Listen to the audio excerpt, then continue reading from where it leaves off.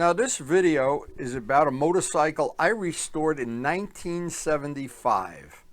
1975 was a long time ago. I have the original magazine that it appeared on the cover of. It appeared as an article, a construction article.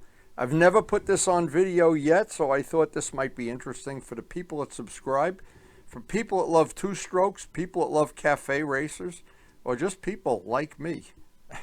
Now the story has to start somewhere. In that garage in the background, you can see my pet possum here, that's me. That garage in the background is where I built this bike in 1975. My family owned that. We used to have chickens and goats in there, but they let me have it to restore this motorcycle. I bought this bike from a friend. It was not in real good shape, but it was one of the original ones that had the water buffalo designation. I guess that's the right word for it. It had a very unique for the time. A radiator was very unusual. And at the time I got this, I had 3 two-strokes previous to this. I had 2 H1s and an H2. And when I had the chance to get this bike, I wanted to do a custom bike. Well, remember, this is 50 years ago. Maybe you weren't even born, I don't know. But 50 years ago, the magazines were everything. And it was a big honor to be on the cover of a magazine. It was a big deal. Now look at the magazines of the time, and I look back at some, they all had chopper front ends, things you would never see in a magazine, and these bodybuilding things.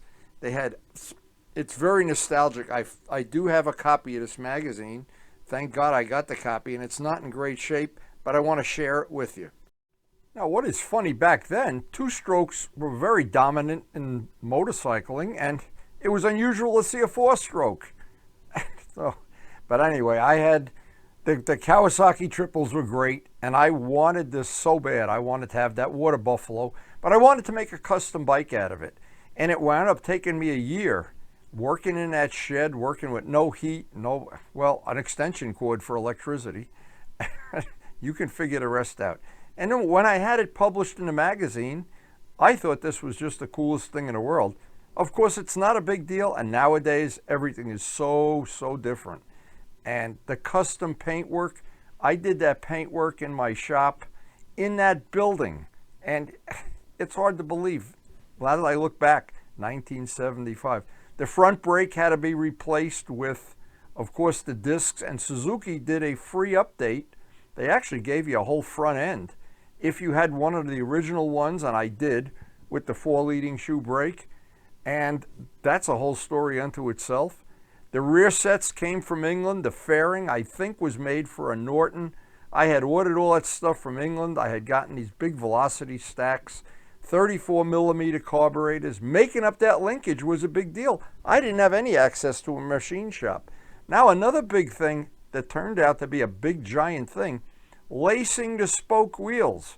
I got introduced to how difficult it is to lace and true up wheels with the help of Kenny Augustine. And I just look back at this, the memories of doing this in a cold garage 50 years ago, and to see how bikes have evolved now into electric start beauties like my MT-09 or the R1. This just brings up such a nostalgic feeling. I have in my bathroom, in the cellar of my shop, I have the whole article from another magazine in a frame, and people read it and they can't believe it. And that word sweeper stuck with me basically for the rest of my life. Now it's hard to believe that word sweeper.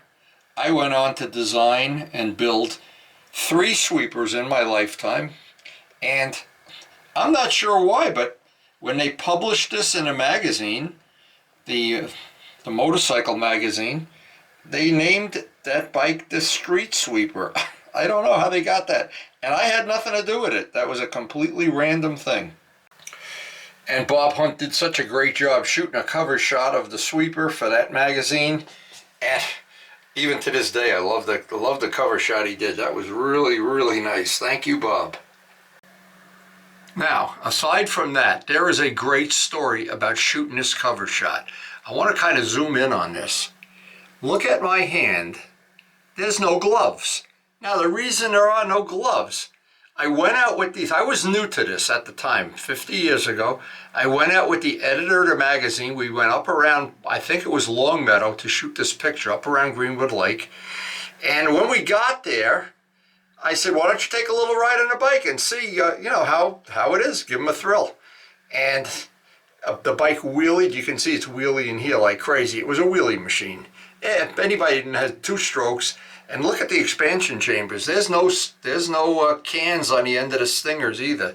So here's the cool story. And it's just a funny story. I'm sure the guy, I don't even remember his name to be honest. He came out to do the photo shoot and he said, I want you to do a wheelie. He did all these pictures. He said, oh, last thing, do a wheelie. Oh, I don't like this because I'm not a wheelie guy, and I didn't want to take any chances with the bike at this time. I hadn't even gone to the track with it yet. And we were very involved in AMAR racing at the time. I hadn't even gone to the track. So what we did, I tried to do these little baby wheelies. He didn't like it. That wheel, I got the sun in the wrong spot. There's a tree in the background. There's a car coming.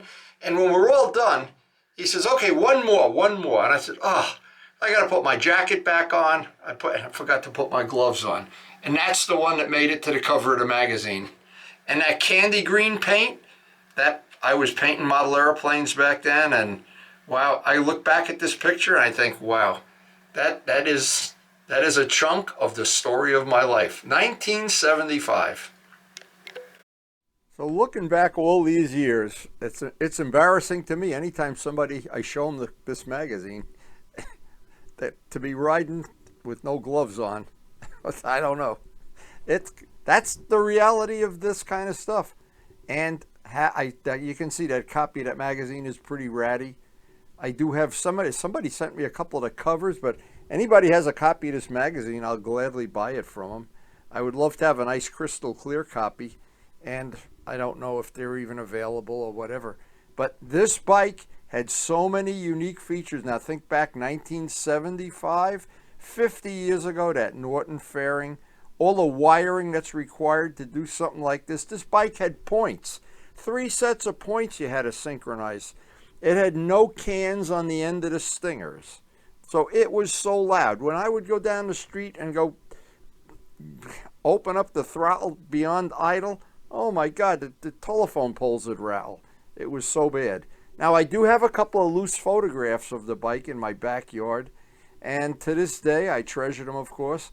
I didn't have a real camera back then. As I get pictures now from track day, I don't have any pictures from the track days we did.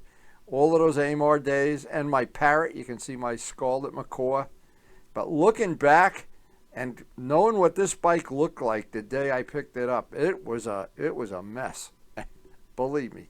That was the first year Suzuki came out with the Water Buffalo. But having a few extra pictures, and I can't even tell you. The other things in the magazine, I look at the magazine, I'm careful not to ruin the pages. Russ Collins was in the same magazine I was in.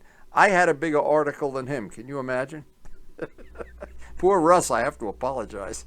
Anyway, if you have an interest in old bikes, you'll know these old magazines, they always had something with the two strokes. And the two-stroke triples of the day, the H1, the H2, the 250, and the 400, all of them, they were just, of that day and era, they were the coolest bike you could have, one of the coolest bikes.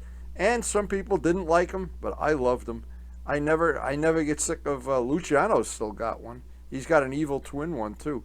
But having these old bikes, having the old magazines, and the memories of working in that garage, if you could, in your wildest dream, my hands, they hurt when I'm out working on a garage, or if you go on a cold ride and your hands get cold. You don't know what cold is till you work in a goat shed with no heat and have a possum under your jacket.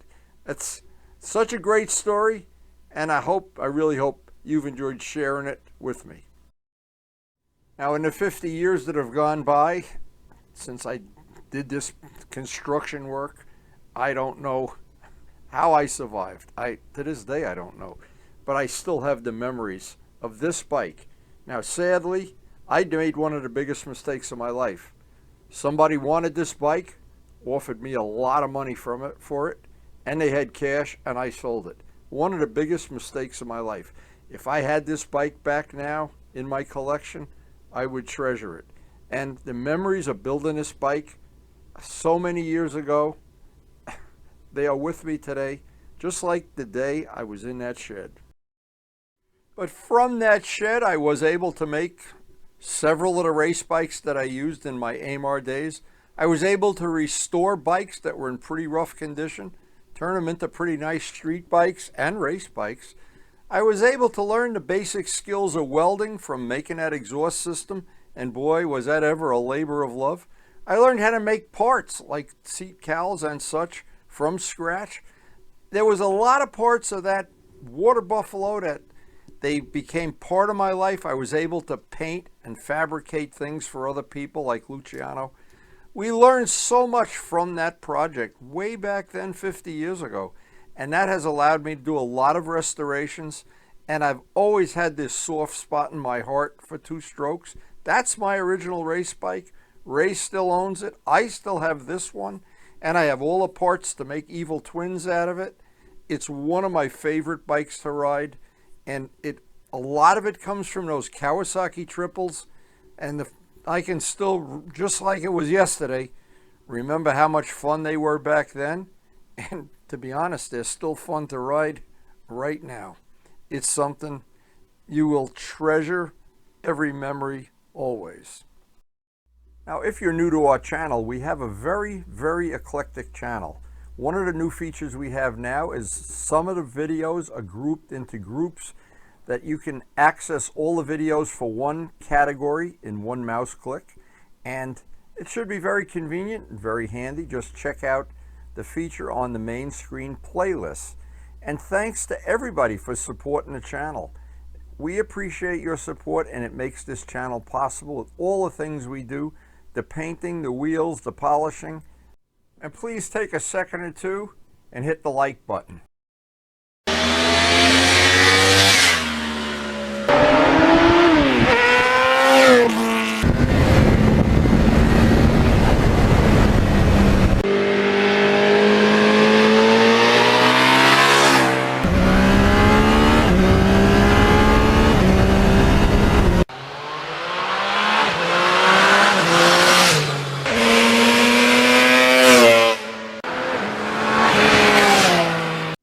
And thanks everyone for watching.